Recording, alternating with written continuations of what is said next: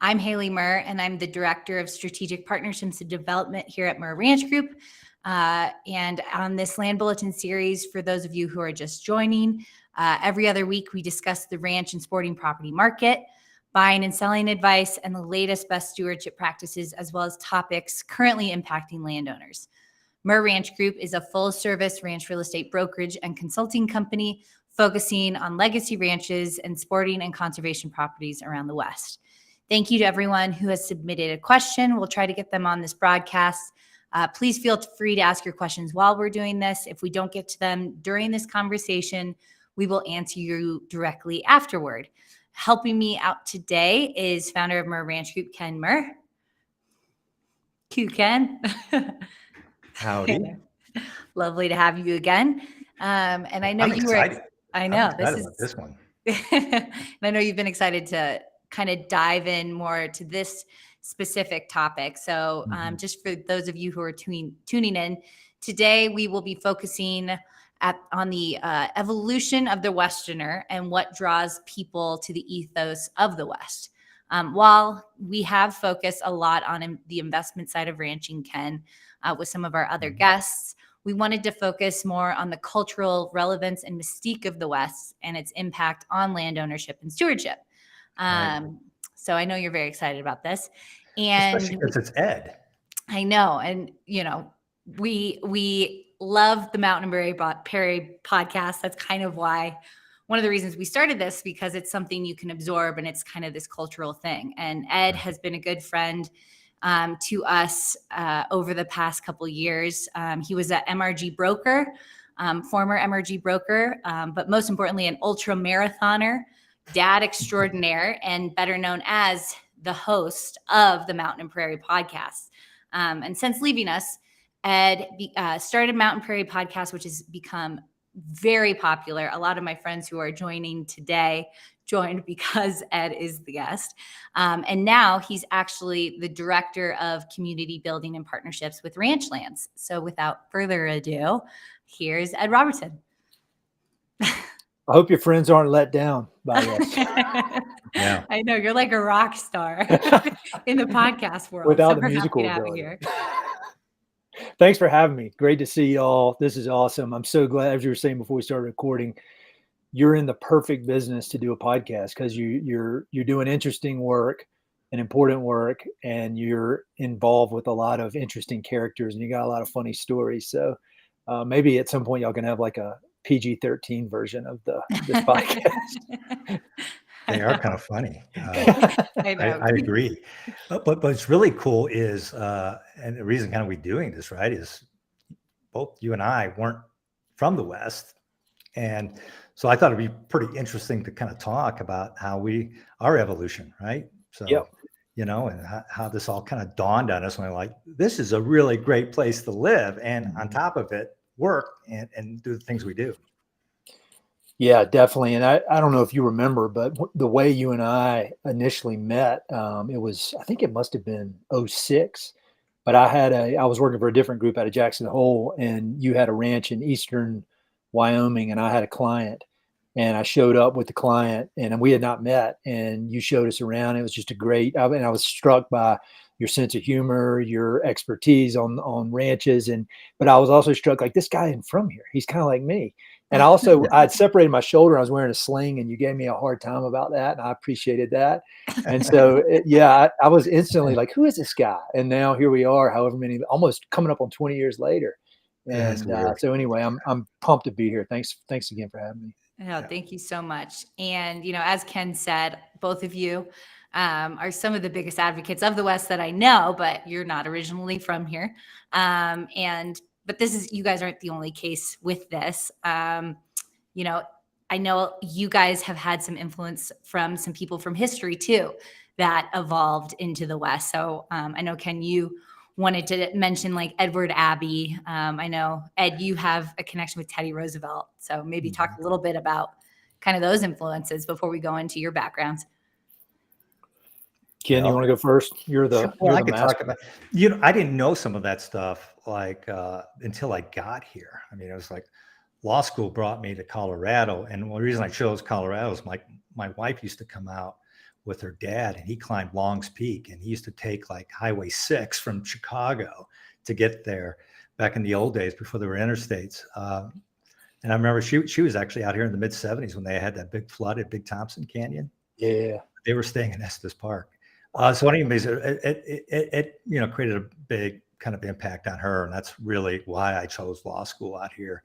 And then everything kind of just fell into place from that standpoint. But, I remember camping on the banks of and bathing in the Colorado River near Moab. And that's one of those first experiences early on where you're like, oh, this is really cool. And then you start reading like Desert Solitaire and Edward Abbey. And then I started getting into Wallace Stegner and things like that. And that really just I started to find that connection a little bit through some of that writing, as well as just being there. I think just being there and in those special places make that connection.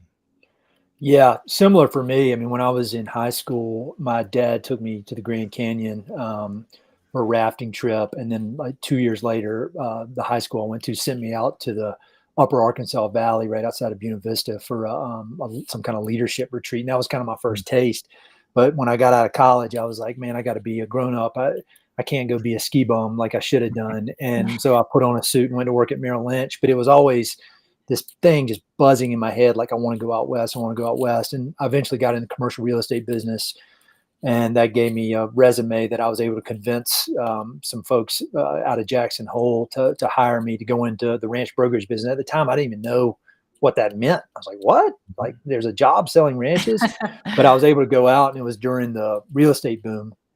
And so I was able to get a lot of experience. I was working kind of underneath the owner of the company and get a lot of experience and learn a lot. But I never really dug into the history. I was always around Missoula and like Lolo Pass and all these places where Lewis and Clark went through. And then a few years later, I went crazy reading about Lewis and Clark. I was like, man, I missed this awesome opportunity when I was in this area to really appreciate it, really understand it. And so I read like crazy. And I think some of it is driven by, I don't want to miss all this great. I want that my experience when I'm out and about, and now especially that I have little girls, to be rich. And I feel like the rich experience comes from understanding the history all the way from Native Americans to present day. And yes, along the way, I've gotten obsessed with Theodore Roosevelt. I've been told that I might get sued by his estate because I go I'm so weird, or either restraining order. I love that.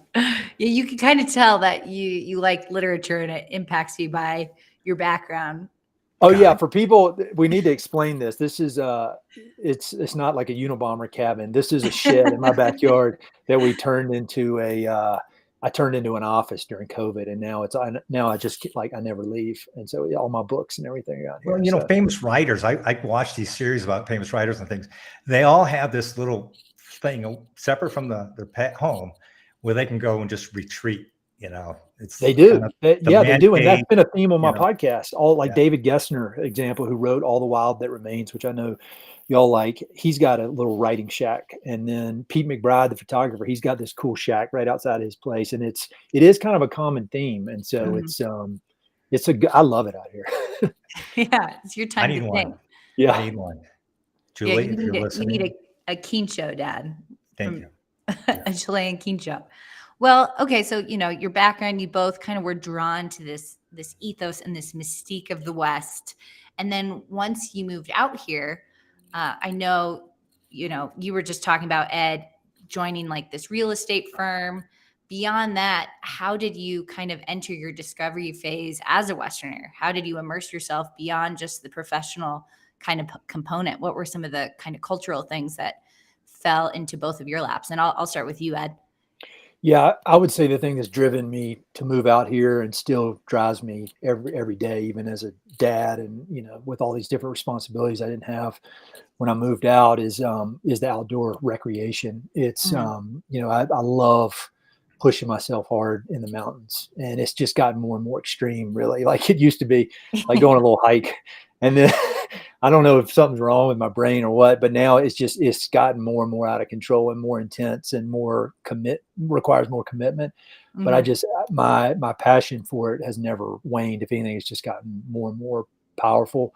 And then, as I started Mountain and Prairie almost 7 years ago now, which is crazy. Yeah. I've gotten a lot more immersed in the cultural side of things, everything from art to literature. I've had the pleasure of having, like, one of my favorite books of all time is called Blood and Thunder by Hampton Sides. And through a weird, it's awesome. And I mean, it's the weirdest thing, but through some random connection, I ended up being invited to interview Hampton Sides in front of a crowd. And now we're like pals, and I do events with him, like down in Santa Fe and stuff. And I'm like, and so it's just this bizarre thing where all these kind of heroes I was looking at from afar, I've kind of gotten to be in their circle because of the podcast. And so, like, and the bottom line is, like, with whether it's the outdoor activities or the running or whatever, or the cultural stuff or the history, the more I learn and the deeper I go, the more I realize how much I don't know. And then more it makes me want to go deeper.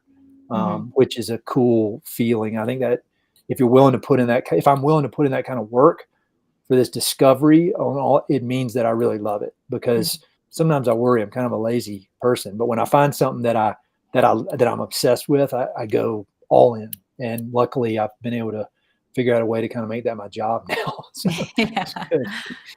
No, it's neat. And it's, the way you're talking about finding the next thing to explore, to learn more about, it's almost like the West. It's a metaphor for it, because, there's all these different landscapes. There's all these different components to the West, from the art to the recreation to even state by state, the differences. So it's neat just to hear you say that it just continues to offer more and more to you in your lives and in your daughter's lives. And it's cool. And Ken, how about you? I know we've talked a little bit about, your experience, obviously, as a ranch broker and a knowledge professional in that industry. But I know that for the listeners out there, a lot of them don't know kind of your interests compared to Ed's. I mean, you guys have always had really good dialogue about literature and art and all those things. But kind of what drives you? My favorite saying when I meet people is, I grew up in Northwest Indiana. I worked in steel mills. I was a Russian studies major, and I became an attorney. And that's why you should hire me as your ranch broker. It all just flows. Once we got out here, and once I think it was actually going to Africa after that, it kind of just had this weird impact on me back in the late 80s. Before Haley was born. And I came back, I was going to be either a photographer for, National Geographic or somehow get into land conservation. I interviewed with Nature Conservancy and, in Lander, and interviewed all these jobs. And I said, well, and I almost had a job in Jackson Hole, but we had a corgi at the time. I think they had 300 to 400 inches of snow. I thought we'd lose our dog. So I stayed here and got involved in public lands and that. Land exchanges and representing people who were impacted by public lands. And, that's when it's all started going on. And then I started reading, even back in the day, early high country news, that was grazing free in 93 type of things. And that's when I was camping and river rafting and reading Abbey and Stegner, and all that kind of stuff was kind of gelling. But I always liked the heart of the deal. So that kind of got me into doing more brokerage, but the allure is still going on those places, and then trying to share that, and hopefully then as part of it, sharing that, like if you're a new owner, you're kind of have to sign on, to this commitment that what you're engaging in, what you're about to step into, because there's a bit of responsibility, I think, with all of this, what you do with some of these landscapes. So it's part of it, it's selfish in a way that it serves my kind of inner needs. Like, it's my chapel to be out in these places, and I get to experience these things. But at the same time, you're sharing it with other people that hopefully you reach them to a certain point, and then they go, oh, this is cool. And then all the other things that I participate in land conservation and various groups just fills that, and it continues to educate me, and going to these art things continues to educate me. And to do the reading, like you were talking about the Lewis and Clark deal, I assume like Undaunted Courage had a big impact. That was it. Yeah, that was the one. Yep. Yeah. Same. Well, and I'll say that I feel like that's probably, you've obviously, and everybody at Ranch Group has the technical expertise, but you can, people can figure out technical expertise. But I think what makes you all so good, and especially you, is that you do love the culture, and you love the evolving culture, and you're able to communicate that with clients, because with the exception of, multi-generational ranch families that need some help with real estate, a lot of people that are looking for ranches are not from the West, and what they're not drawn to the water, the intricacies of their water rights. I mean, that's something that's important. And if you don't get it right, you're going to be in big trouble. But what they're drawn to is their little, whatever attracts them, whether it's the art or the literature, or, I mean, they're probably just like me. They read some books about it and they fell in love with it and they want to be deeper involved. And so I feel like because you've got that outside perspective, you're able to communicate with those kind of folks on a level beyond the technical stuff, which is obviously extremely important, but you need more than that. Yeah, I think so. Yeah. But technical is, like, for me, always knowledge. Yeah. Is so important, but you're right. If you don't relate to that, I think I remember reading something from Patty Limerick, and the Senator of American West, which I understand she was let go, which is really bizarre. I don't know. Oh, really? Yeah. Kind of strange, because she was she's an all-star. Yeah. But anyways, it's kind of that ethos too, growing up, for people our age or older even, it's like the John Wayne movies and the things like that, and the stories about the Native Americans too, and all that was, John Huston movies, bringing you kind of, everybody had that. And I think that's kind of that mystique and mystery that lured people. But then you get here and there's the reality of being here. Yeah. And what that means. Yeah. And I think especially with the communities like Colorado Springs and Denver and Boulder, and, it's attracting a lot of people. Like the other day, we were talking to a good friend of ours, and he was saying the median age in Denver is 23. And in 10 years from now, it's going to be 24, wow, which really shows this influx. Possible? I don't even know what that means. If you look around the office, you can see, they're trying to make it so these people have places to live. But I think part of that, and I'm a part of a group called the Young Guns. It's through the Coors Western Art Show.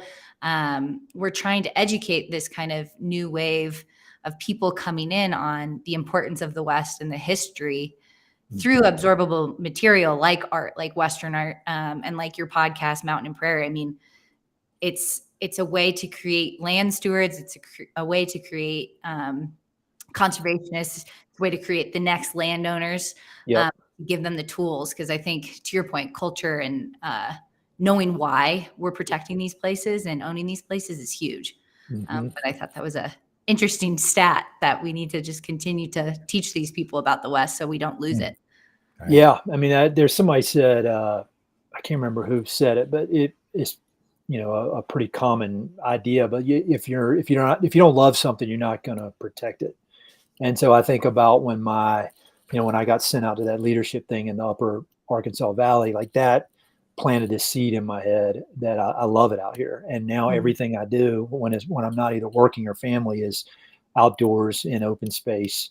And so, and I spent 4 years as a conservation director at Palmer Land Conservancy working on that kind of stuff. And so I feel like, just getting out and educating people. And it doesn't have to be running around in the mountains. It could be a great book or the art like you're doing with Young Guns. There are a million ways to catch people's attention, but it definitely requires, the right kind of story that makes people fall in love with it, I think. Mm-hmm. And that kind of brings up another thing I wanted just to talk about. You guys, you're both doing a lot of work in different initiatives for different people. So this is kind of a way that you've been able to deepen your bond and your dedication to the West. So you kind of mentioned, Ed, your new role at Ranchland. So I'd love to hear more about that and kind of how that melds in with that dedication to your Westerner self. Yeah, it's crazy. I was in a meeting the other day with Duke Phillips, who people who are familiar with him. He's got the look of almost like a Sam Elliott kind of guy. And I was in a room with him and all these real, ranch. I was like, I'm from Tarboro, North Carolina. Like, what am I doing? What am I doing in the room with these people? But I got to be friends with the Phillips maybe 4 or 5 years ago initially, and we've just slowly built up a great relationship. We go out to the Chico Basin ranches. They're kind of their headquarters, and it's located about 45 minutes from where I live. And our kids go out there and play with Tessa's kids, and we just developed a great relationship. and they saw what I was doing with Mountain and Prairie, and they were actually very encouraging. First of all, like they do these workshops. There's a Potter Ranch, which is 100,000 acre ranch owned by Nature Conservancy, and they have a guest lodge there, and it's really a very nice guest ranch. And they do these programs with authors or artists or whatever who will do like a writing workshop for the week, and people sign up. They're like, "You should do one of these." I was like, "Man, I don't know how to do anything. Nobody will come." And they kept encouraging me. After like a year and a half, I finally committed to it, and we had a great experience doing it. But they just seen what I've been doing Mountain and Prairie and appreciated it. And at first, they wanted to start a podcast. So that's kind of how our conversation started. But there's more. So we've got the podcast out. You can just type Ranchlands Podcast in. There are 4 episodes out. It's really cool and fun and interesting. I ran into Ken actually in the driveway of artist Duke Beardsley's home when we were recording one of those episodes. But then we're working on some other really exciting projects that's going to allow access for people from around the world who are fans of ranchlands, who follow them on social media, who want to learn more about regenerative agriculture or conservation. And we're going to be coming up with a platform that kind of allows people to have this behind the scenes access. And so that'll be coming early November, so I can talk more about it then. But it's super exciting. And they're, at the end of the day, I'm just looking to work with good people, and sitting in my shed by myself, like questionable company. Getting to, that's just been my, it was the case with y'all, it was the case with Palmer, now it's the case with Ranchlands. I want to be surrounded by good people. And so it's really a dream come true. Well, that comes, so I think one of your first podcasts was a little bit about regenerative ag through, I think it was somebody with the Savory Institute. Jim Howell. Yeah. Right? Yeah. Jen Livesey introduced us, which I thought was super cool. And I read his book. I was on a ranch showing when I was working with you, and I asked this rancher, "Hey, what book should I read about ranching?" He said, "Read one called For the Love of Land" by Jim Howell. So I got it, and I loved it. And that's what made regenerative agriculture click in my head. Right. And next thing you know, Jim's been on the podcast twice. He's a good friend. He's awesome. He's an ultra runner. He's done some. You didn't know that at first. I think you got together, and right. Yeah. So it's cool. Yeah. And that I was just with Jen Livesey, by the way, this weekend. So she's awesome. I hadn't seen her in a while. Yeah, we were at a board meeting down and for Cattlemen's Land Trust. Nice. And we were down looking at some of the lands that were protected down there, outside of Pagosa Springs and the county down there. It's amazing what people are doing down there. So it was fun. Eric Glenn was the #1 podcast guest on Mountain and Prairie, and he takes full credit for any success the podcast. Yeah. He was a good guest to have on. He was long enough where we had 2 episodes. Oh, really? Yeah. That's awesome. No, shout out to Eric. And that kind of brings up, one of the things that you guys, there's a bond between the 2 of you, is your love for conservation and your connection to the land and the landscapes around us. Ken, I know you just mentioned you're on the board of CCALT. And then Ed, I know you previously worked with the Palmer Land Trust. I know this is another way to be a steward, but can you guys tell me a little bit about kind of your background with both of those groups and what that means to you as a steward? Well, I guess I could say, I was around conservation early, even in my public lands career, because sometimes we would need help from some of the bigger organizations. And this was kind of tax credit in Colorado, early years of land conservation. So some of the bigger organizations like Nature Conservancy, Trust for Public Land, Conservation Fund were kind of larger and more involved and engaged in a lot of deals. And ultimately, then that led to the proliferation of land trusts themselves, and then Cattlemen's, which now is the largest holder of easements in the state of Colorado. So part of it came through Colorado Coalition Land Trust. So I've always kind of been engaged a bit of that. Colorado Coalition Land Trust is now Keep It Colorado. That's kind of what it morphed into. But for me, it was just seeing the working landscapes as you're driving down the highway, and you're appreciating it all. And I remember hearing, cows versus condos and these arguments early on in the career. And then I started reading into more, and I realized how, the use of public lands is part of operating of ranches. And I just grew a greater appreciation for those working lands beyond just the beautiful national parks and, all the national forests that we have. There are unique private lands that kind of are integrated, and there's like a puzzle here that's connected all of it together. So that's why I really got interested into it, and just seeing those continue to operate, to use their water rights, because I also learned, just from the standpoint of wildlife and habitat, those things are very integrated into these public lands. And so that was kind of my connection, and still is, from that standpoint. And I sometimes, my connection too with the working landscape is not beyond just the landscape. I feel like, when I grew up in Indiana, we had hardworking, blue collar steel workers. And for me, it's different, but at the same time, the work ethic of the rancher farmer is very similar. And we had some dairy farmers in our family back in Wisconsin. So there's that connection too. Yeah. And my story's crazy, because I'd been out there during the real estate boom in Jackson Hole, and the vast majority of my clients were real estate developers. I'd get sent out to go hang around with this real estate developer who's buying a place to turn into a golf course or whatever. And I was just kind of hypnotized by the amount of money they were making. And I was like, well, I want to do that.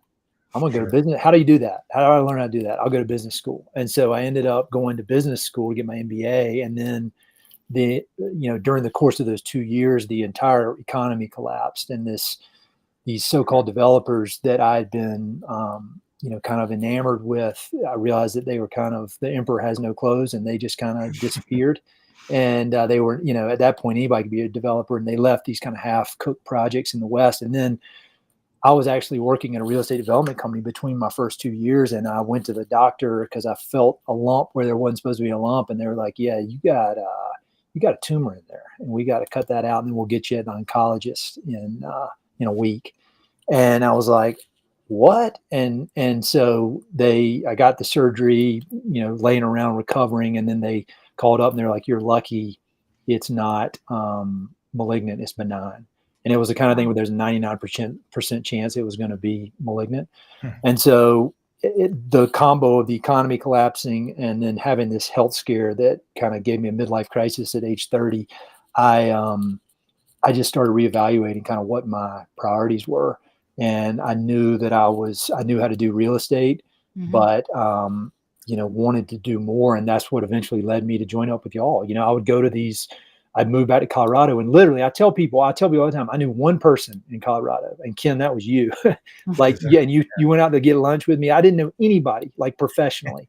Yeah. And eventually you let me come work for you. And through that, I kept meeting all these great conservation people and got to do some cool conservation deals, in resort areas. And what I realized, how Ken realized that he loved the deal more than he loved the technical legal work.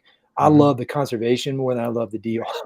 And then, so I got on the board at Palmer, and they were like, "Hey, I saw what they were doing and decided I kind of like to pursue that path." And since I'm living in the Springs, I've been living in Boulder, where you got to make a lot of money or you're in trouble. Yeah. And all of a sudden I could work for a nonprofit, and y'all were unbelievably supportive. When I was all nervous and scared, I didn't know if I would, and y'all were just supportive, like, "Yeah, do it." And so that's kind of how I got into it. If things had gone according to plan, I'd be chopping up ranches and turning them into golf courses. And now here I am, a conservation guy with a podcast. So, and y'all helped me with that. So I appreciate Magical mystery tour. Yeah. Yeah. Well, I remember having that conversation, and you're right, though. You were so, but your last deal, I'd say, though, that was up in Eagle County. That was not easy. And you did that. You protected that land, though. You worked hard to put that deal together. So that was just your, that was pretty cool. That was your kind of swan song and somewhat reflective of your path going forward. I agree. And then I'll tell you, and I tell this to people all the time when they ask me about how to get into conservation, having that for-profit, and I don't know of a better word than aggressive, like in the business y'all are in, you have to be leaning in, things don't just happen. And I think when I was able to take that attitude into the land conservation world, it gave me an advantage that I think a lot of people who haven't had to do that, who haven't worked, where it's like, if you don't do these deals, you don't make any money. Mm-hmm. And so I think bringing that kind of lean in attitude, and I don't mean aggressive, like meathead, tough guy kind of, I just mean like, hey, this is serious here. That was invaluable for me. And I'm doing it now with my podcast. Sure. This is serious, and I'm serious about it. And I mean, ultimately I'm trying to do some good, but I'm serious about it. And I think my time with y'all and getting to, Ken, see how you went about these things, it's really, it is a invaluable, I don't know if you call it a soft skill, but it's a part of, if I didn't have that, I don't know what I'd be doing. So. Well, you did it. It's still to this day, it's like I'm 60 or 61 now. It's like, I don't know why I keep doing this, but it's really still enticing. I mean, the memories of the things you work on I just think about them. I remember working on the Mantle Ranch in the middle of Dinosaur National Monument. And this is amazing. Somebody actually owned it, and I read the history, and I got the book, actually a signed copy from Quita Mantle about the Mantle Ranch. And those experiences, it's like, for me, they're almost like these little Buckeyes on my helmet, playing from Ohio State, or you're playing football. They're very important to me to say you had a connection, you did this. It's not Muir Woods, but there's some connection that I feel good down the road, that maybe you connected a conservation buyer to it, whatever that purpose is. But it feels really, I mean, that's where I feel good about it. And then, from the nonprofit standpoint, I can still give some of that knowledge, like you're saying, some of that expertise to what the deal is. Because, sometimes when you're operating in those fields, and like in conservation, you got to understand there are other competition. There's other competition to do some of these things. So how do you get this deal done so that you can protect that and not lose it to development? So knowing some of that skill set, I think, is helpful. Oh yeah. I mean, I think it's invaluable. And I feel like even the people I admire in the land conservation world, private land conservation, they all have that. Or even public lands. Like I had the guy Land Tawney on, who is the head of Backcountry Hunters and Anglers, and they're one of the biggest advocates for public lands in the country. And that guy's leaning in, and I think, I don't know. I think some people are born with it, and then some people like me have to get it beat into their head one way or the other. But anyway, long way of saying I appreciate the education that y'all gave me. I put it to good use, I think. I worked with his father years ago on a deal his father was an attorney out of Montana. Yep. Good attorney, and he helped with I think he was working for the Rocky Mountain Elk Foundation, and they stepped in to help on a critical piece of land in Summit County for hunting access and other things like that. That really was early on in the career too. Again, learning how to work with those agencies and those groups was dynamite. But dude, you're committed to a lot of stuff. I mean, if you can run ultra marathons, you can start your own podcast and be very successful. There's something innate in you that makes it all work. Yeah. So. And on top of that, being like a remarkable partner and really good dad. I mean, that's a lot. I try. I'll tell you that there's a lot of parallels between the ultra marathons and the parenting. Cause like I've thought about, at mile 90 of some run, if somebody came and was like, hey, I can have you out of here right now. You could be sitting on a beach. And I'm like puking in the bushes. I'd be like, what? No, I'm having fun. I want to keep doing this. And that's how, like, when both girls are screaming and somebody broke a glass and I'm like, this is the nightmare. And somebody's like, do you want out? I'm like, no, I love it. So a lot of parallels. We all embrace the West differently too. Like, I've done mountain biking. I do a lot of I like hiking. River rafting, I think, is just incredible. Yeah. Ultra marathon running in the mountains, it ain't happening. No, we did a 10K downhill, and I felt like I was gonna die. So, well, you got to understand what I do. Y'all probably wouldn't consider it, run. You got to run, but it's, I'm slow and steady. Like I'm real good at slow, steady, and I refuse to quit. But if somebody told me to run fast, like a 10K, I'd rather run 50 miles than a 10K fast. No question. I appreciate that. I remember you're the first person I think I ever saw wear Hokas. Oh yeah, magic shoes. Yeah. Now I wear them because I have plantar fasciitis. So they're great. I love I those were in Boulder. I remember I had like the first edition. They were like fluorescent yellow, and I was living in Boulder, and I was like, Boulder's the only place on earth where I could wear these and not get beat up. Probably still. Yeah, now you were a trendsetter. I've abandoned Hoka though. I'm ultra now. I'm all about ultras. Which and maybe that's next. Okay. No, I've looked at them. You know, my favorite little shop, Dardanos, you know, again, supposed to be good for my feet. So if Ultra or Hoka are listening, we expect free shoes. I know, I was going to say. Yeah, I do want to stay competitive. Yeah. No, but, you know, and all jokes aside, I mean, what you've created, Ed, with Mountain and Prairie, it's, you know, when we started doing this thing, the Land Bulletin, you know, we looked out there to see what type of land stewardship and podcasts existed about the land. And I mean, there are some out there, you know, they have like 50 followers, things, but yours is like, you've created this really cool platform for people. Like my good friend lives in Santa Fe. Shout out to Haley. She listens to you every week. And I mean, one of my friends from camp, she brought it up. It's really remarkable kind of what you've done for land stewardship and conservation through your storytelling. So, I appreciate it. I don't know what I'm doing. I mean, I just, there's a kind of a marketing guru guy, who named Seth Godin. And I just do what he says to do.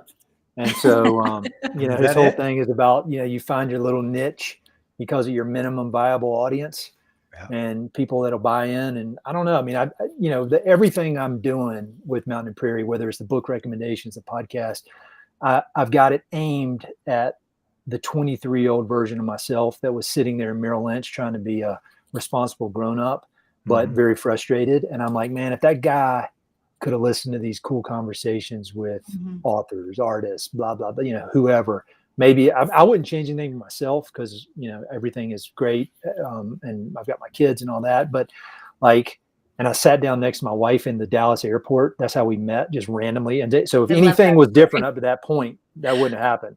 But yeah, I just, you know, that's kind of my lens with Mountain and Prairie is like, what does that guy need to hear? And so I don't know. It's just, it blows my mind that anybody listens to it, but they do. So yeah. Did you ever see it kind of getting to the traction that it has today? I mean, no, I don't know what my plan was, but or why I was doing it. But it's, yeah, I mean, these opportunities just, and now that I've committed to it, you know, like I'm splitting my time between Mountain and Prairie and ranch lands, and I've got full days for the first time ever to devote to it. And all these cool opportunities just have popped up in the last 2 months, things that I would have never imagined.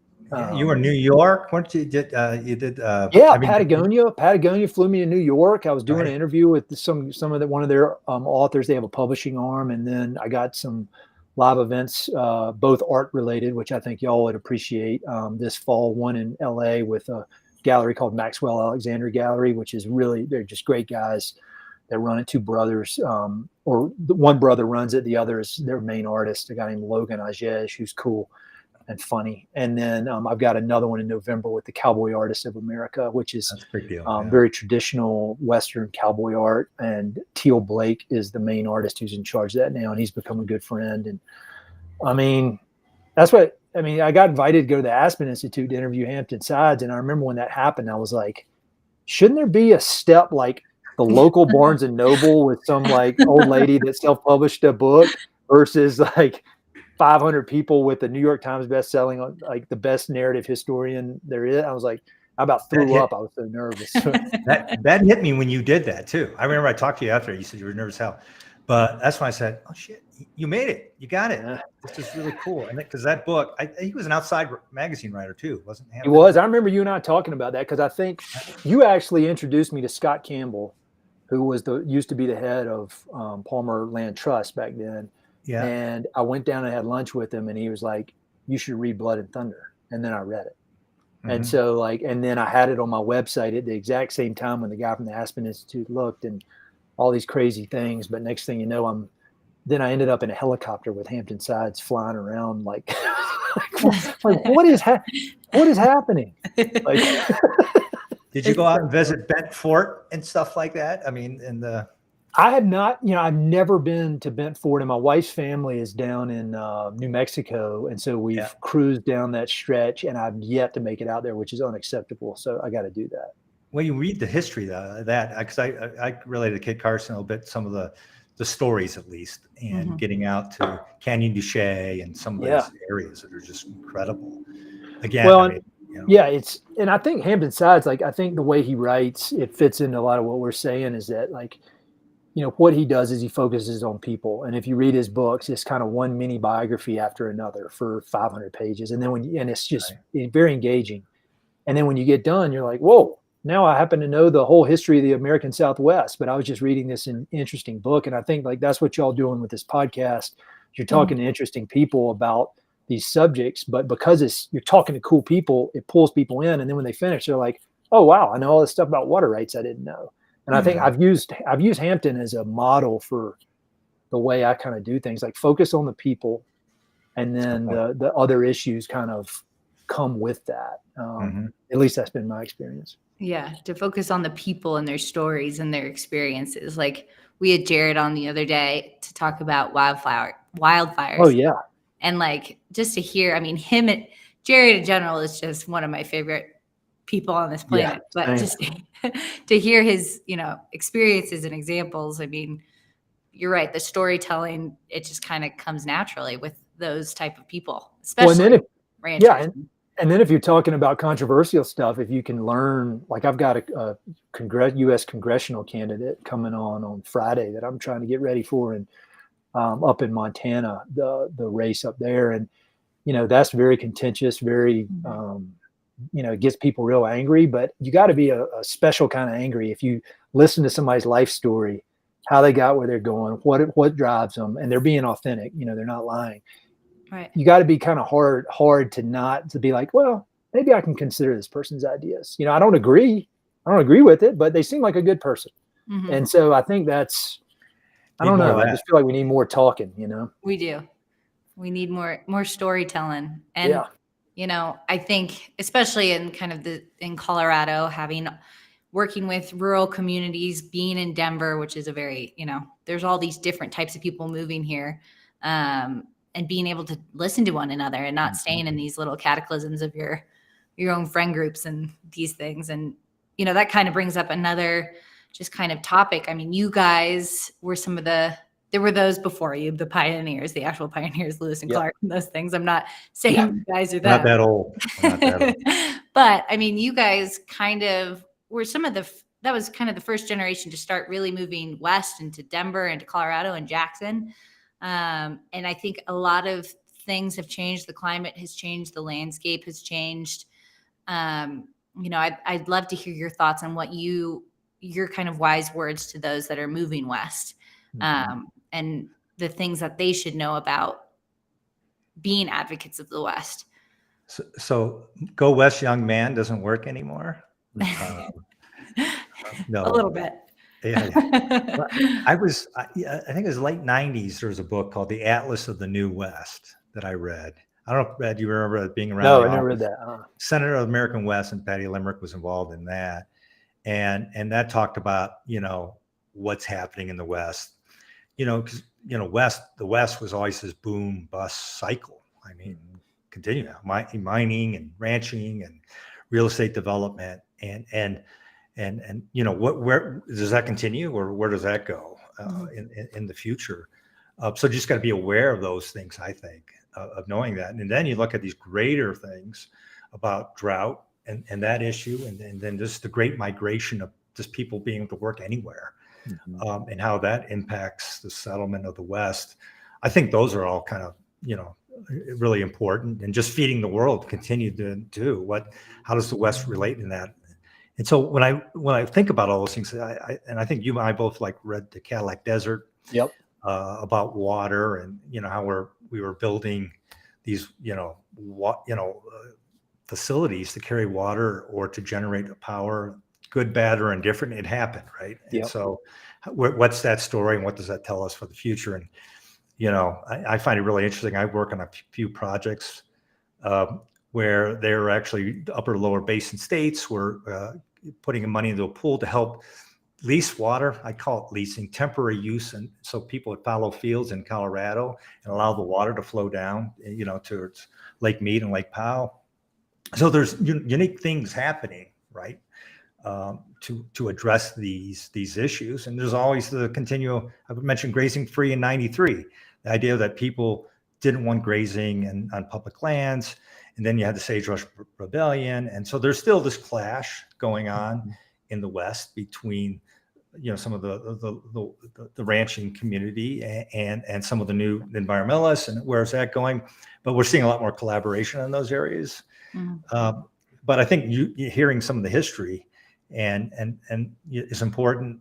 And I think on top of it, what you do and what you're sharing those stories, like, what's happening in the grazing, and that kind of grazing, like the savory method and all those things are really important that people understand, because people don't even know where their food's coming from, where the beef is coming from. So I think there's a lot there to unravel and let people understand what's happening. Yeah, I agree. And one of the reasons I started my podcast, however many years ago, was like I'd be out on a ranch with a rancher, whose family been stewarding this piece of property for 5-6 generations. But on the surface was probably would lean or was very heavy, far on the side of the political spectrum, the right hand side of the political spectrum. Then I go home to Boulder, and my next door neighbors, like literally like a militant environmentalist, like would join Sea Shepherd and ram whaling boats if had the chance. And I was like, even these two people that are on the opposite ends of the spectrum, they share so much more in common than they have different as far as conservation and the environment.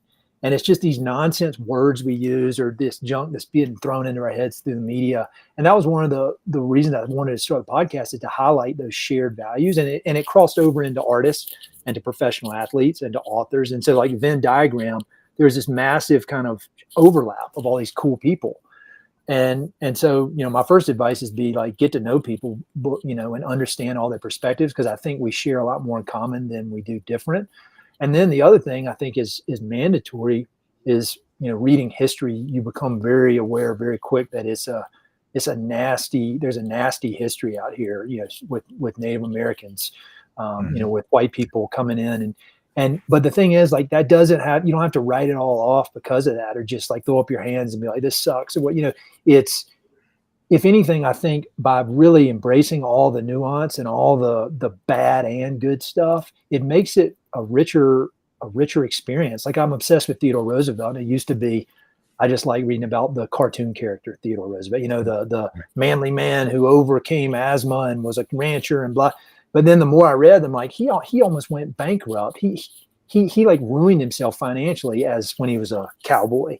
And then he was always struggling with his health, no matter what anybody said. And he was kind of, he had all these negatives to his life. And the more I learn about that, the more I enjoy learning about Theodore Roosevelt, and the richer and the more kind of complex of a character he becomes.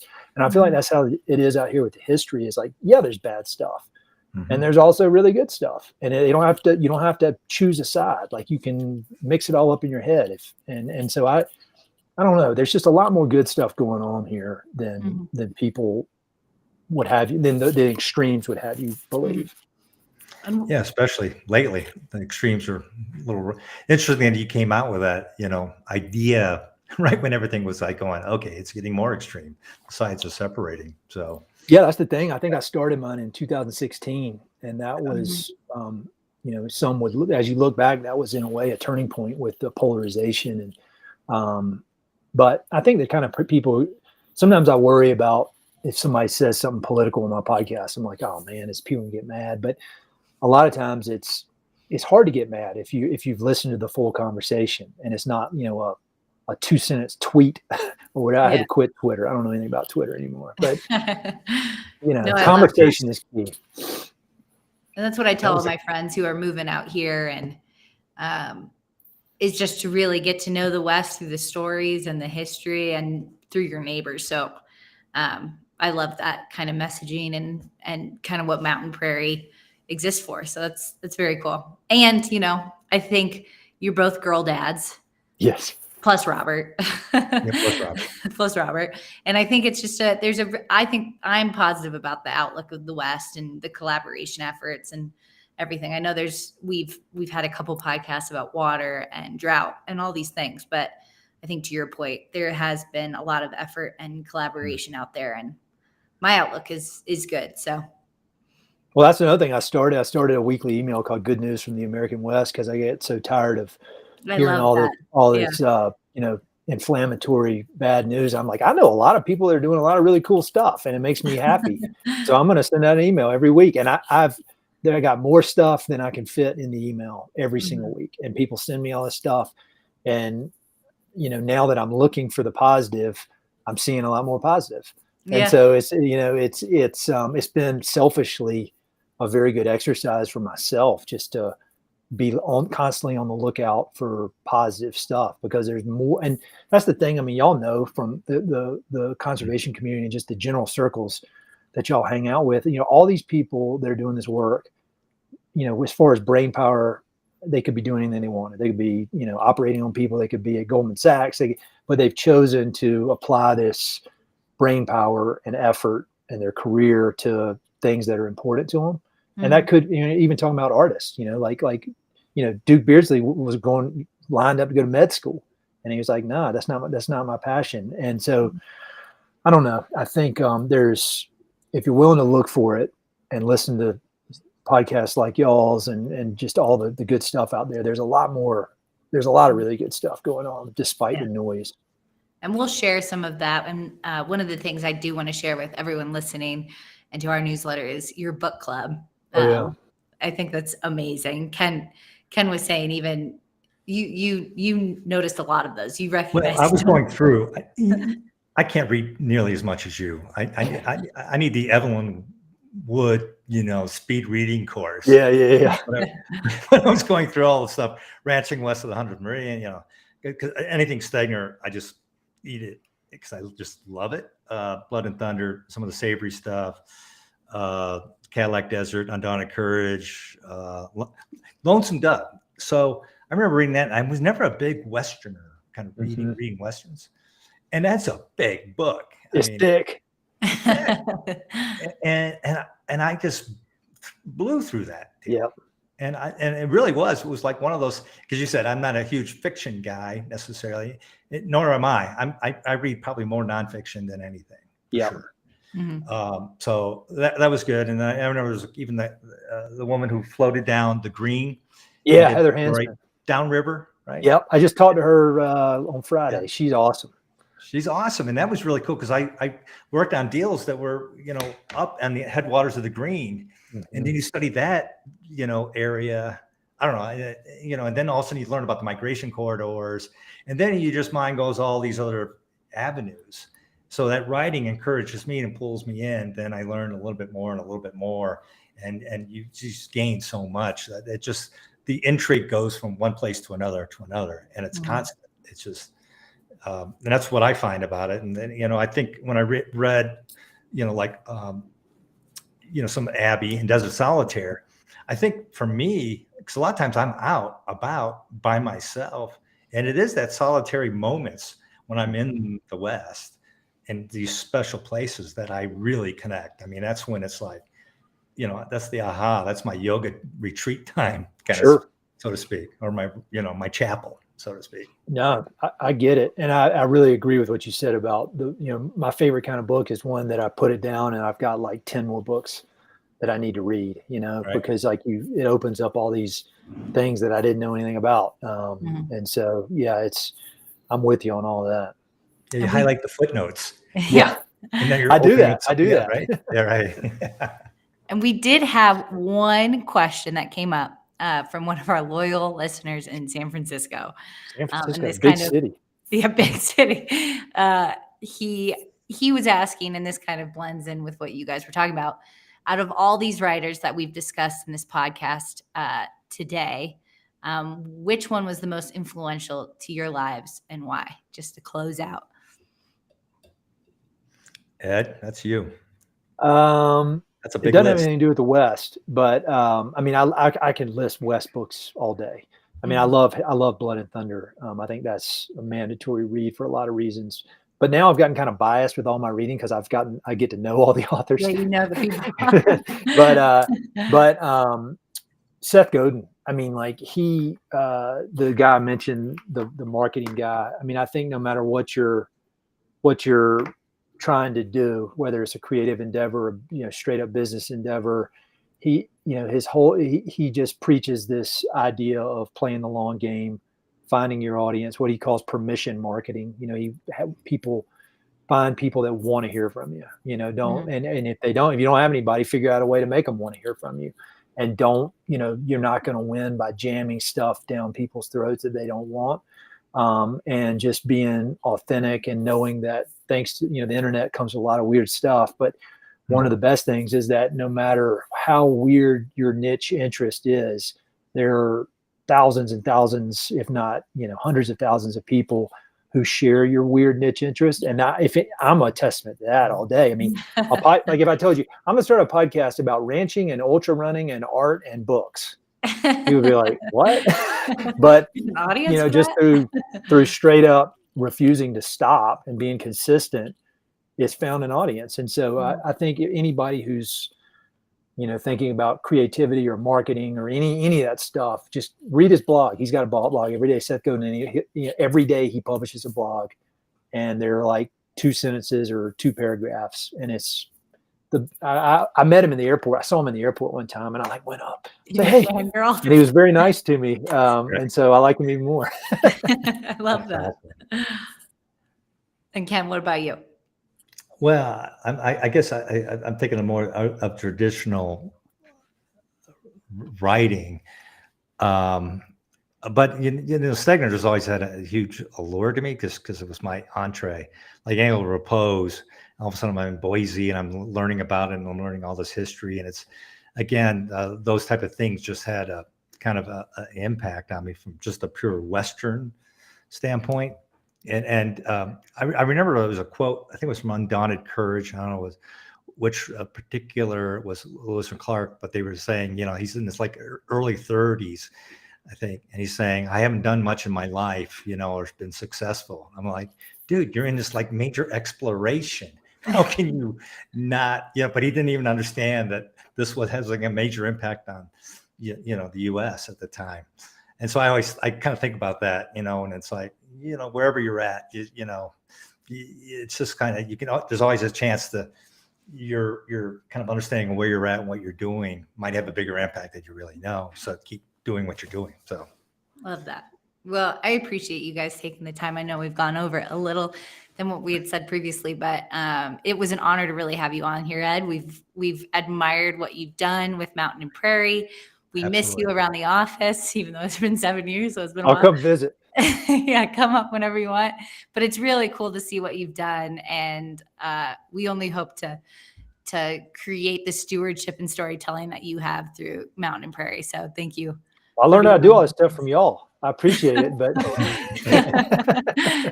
this has been awesome. Thanks for having me. Yeah, thank you. It was awesome. Thank you. Thanks. And thanks for coming again, Ken. Appreciate it. Yeah. I'll see you guys. See ya. And to close out, I know we talked we referenced a lot of things that are helpful, but the most important thing to remember is to subscribe to the Mountain and Prairie Podcast on Apple Podcasts or Spotify. And also you can subscribe to our newsletter on our website at www.merranchgroup.com. Thanks so much. Have a good one.